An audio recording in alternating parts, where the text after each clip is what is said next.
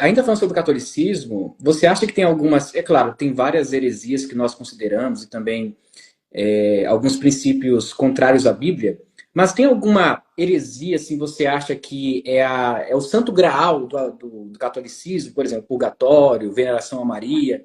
Tem algum que você acha que é muito prejudicial mesmo para a Igreja Católica e para as pessoas que frequentam uma missa?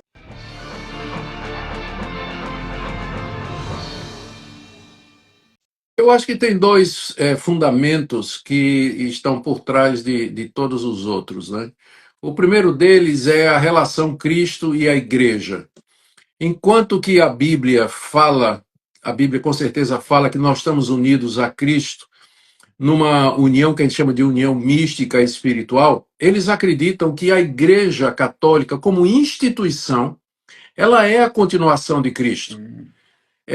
A Igreja é o que Cristo é. Cristo é divino, a igreja é divina. Cristo é uno, a igreja é una. Cristo é santo, a igreja é santa.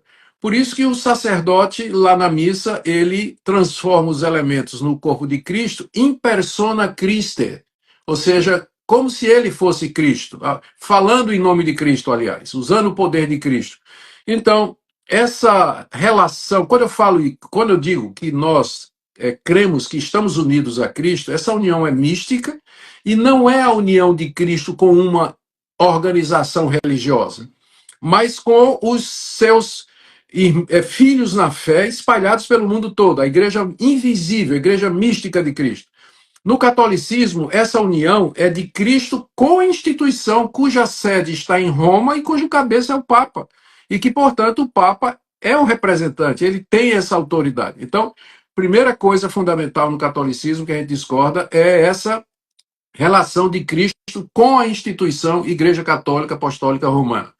A segunda coisa, ela pode ser traçada ao notável Tomás de Aquino, foi um grande teólogo, mas ele desenvolveu a chamada teologia natural, em que ele diz que natureza e graça são compatíveis.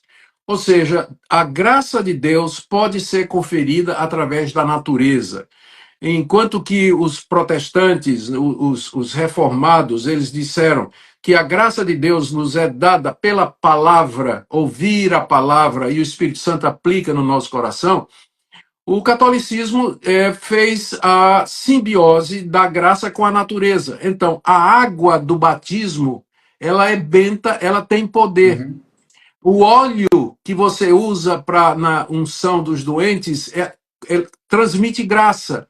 A ceia que você participa, né, a hóstia que você come lá na missa, ela é o corpo de Cristo, então transmite graça também. Então, percebe? Isso os neopentecostais pegaram, essas igrejas Uhum. neopentecostais que usam objetos, amuletos e tudo mais, é a alma católica dos Uhum. neopentecostais brasileiros, né? Não conseguiram se desviar disso.